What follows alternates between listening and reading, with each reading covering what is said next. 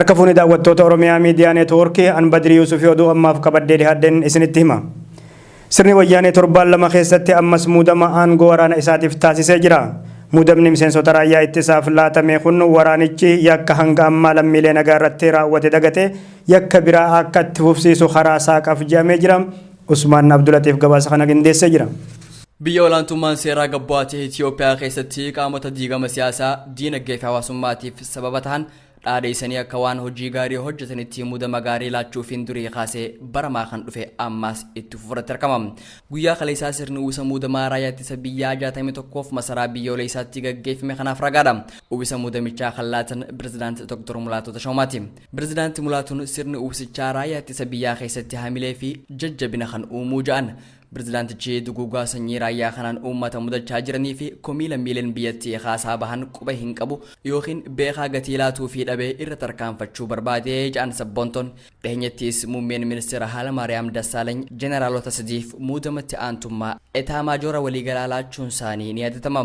Kunneen muudamni kun laatameefis tokko jeneraal Sa'ara Mokonninii Mar, lama jeneraal Aadam Mohammad Mahmudii fi sadi jeneraal Birahaanuu Julaa Galaalchaati. Sirni uwwisa muudamaa raayyaa ittisa biyyaa kanneeniif taasifame sirrii miti. Dirqama qacarmeef dabsuun raayyaan ittisaa yakka bakkoota garagaraatti hojjeteen baroota irraa as kunne keessa bu'aaleen raayyaa kanaan argaman darreedhaa warreen jaanis muraasaa miti.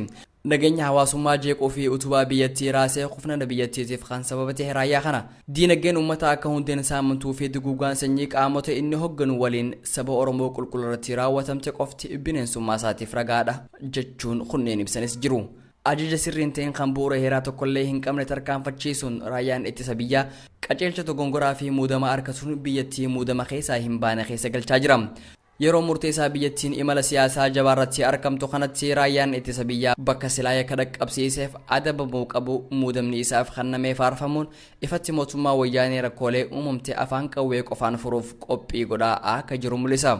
Gama biroon muudamni raayyaa ittisaa kanaaf laatame raayyaan kun yakka hangammaa hojjete dagatee yakka biroo itti fufinsaan akka dhaqqabsiisuuf kan karra saaqu ta'uun beekame. Godina Arsii lixaa magaalota garagaraa keessatti waraanni wayyaanee dararaa nurraan gahaa jiru cimsee jiru jiraattonni gidiraan humni waraana wayyaanee uummata irratti raawwataa jiru kun ibsa ministeerri haajaa alaa wayyaanee obbo Warqinee Gabayyoo mirgi lammiilee eegamaadha jechuun ambaasaadarota biyyoota garagaraatiif kennan kan faallessuu jedhamee jira. Abdusalaam Hasan. Labsi yeroo muddamaa sagalee uummataa ukkaamsuuf labsamee hordofuun waraanni wayyaanee ilmaan Oromoo dararaa jiraachuun gabaafame. Warraaqsa uummataa biyyattii tasgabbii dhoogee hordofuun mootummaa wayyaanee gama hojii guyyaa 17 godheen hidhamtoota siyaasaa gadi lakkisuun dirree siyaasaa bal'isa jedhus wanti qabatamaan lafarratti hojjetamaa jiru faallaadha jedhan jiraattotni. Godina Arsii lixaa aanota garagaraatti mootummaa wayyaanee labsi yeroo muddamaa labsee hordofuun mirgoota bu'uuraa lammiilee sarbaa jira.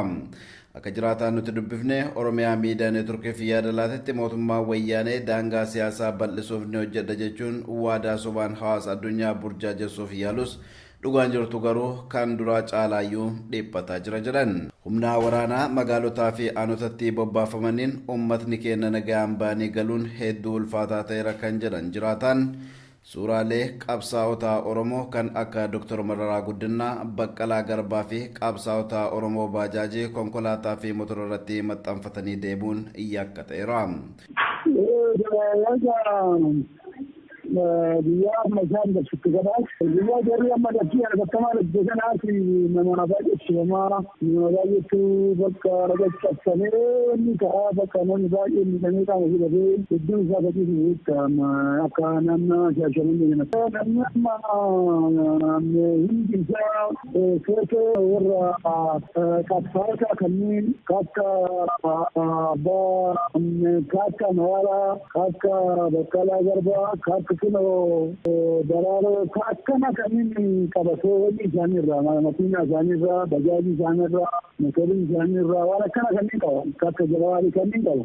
Waraanni wayyaanee namoota waan kana godhanii argaman gamtaadhaan wal gaanii nama tokko mataa gadi tumuun akka inni hin jiraanne godhu kan jedhan jiraataan. Haalli kun magaalaa Shaashamannee, Ajjee, Kofale, Arsii Nageellee fi bakkoota garagaraatti baay'inaan kan mul'atu ta'uu ibsaniiru.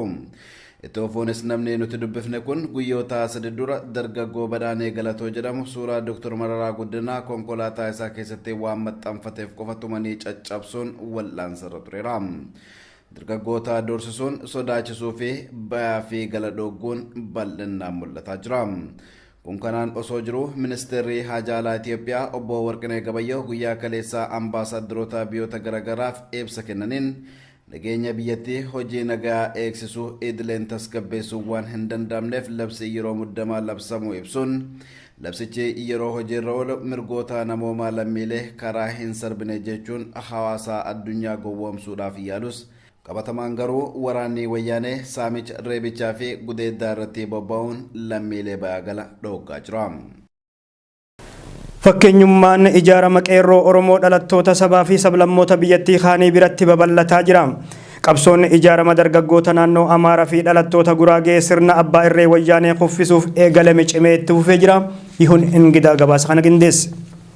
Wayita sirni abbaa irree Itoophiyaa labsii yeroo muddamaa lammiileen akka walitti hin qabamnee fi yaada ofii bilisaan hin ibsanneef daangessu labsatee jiru kanatti diddaanii kutaalee biyyattii garaagaraarraa sirnicha irratti dhaga'amu jabaatee itti fufeera. Qeerroonni Oromoo labsii yeroo muddamaan osoo hin daanga'in adeemsa haala qabatamaa siyaasa biyyattii dammaqinaan hordofaa tarsiimoo qabsoo naga qabeessaan hoogganamuun sirna abbaa irree biyyattiitti xumura gochuuf hojjetaa jiru. Qabsoonni qeerroo Oromoo adeemsa xaxaa siyaasa biyyattii toora sirrii qabsiisuuf qarqararra jiru kun qabsoo qaamni marti keessatti hirmaate gara injifannoo ooluutti ce'u akka ta'uuf hojiileen garaagaraa qeerroon hojjetaman itti fufaniiru. Qeerroonni godina Ilubaaboor labsii yeroo muddamaa mootummaan labsate kanaan osoo hin daanga'in hiriira mormii geggeessanii diddaa sirnicha irratti qaban mul'isuun cinatti ergawwan jajjaboo dhalattoota saboota biroo of cina hiriirsisuuf dandeessisan dabarsaniiru. Qeerroon biyya diiguuf yookaan faayidaa uummata Oromoo qofaaf qabsaa'aa osoo hin taane bulchiinsa abbaa irree diina waloo uummata biyyattii ta'e qolachuuf qabsaa'aa jedhan. Qabsoo taasifamu keessatti hawaasni biyyattii marti tokkummaan hiriiruun gara injifannoo walootti ce'uuf murteessaa ta'us dhaamaniiru.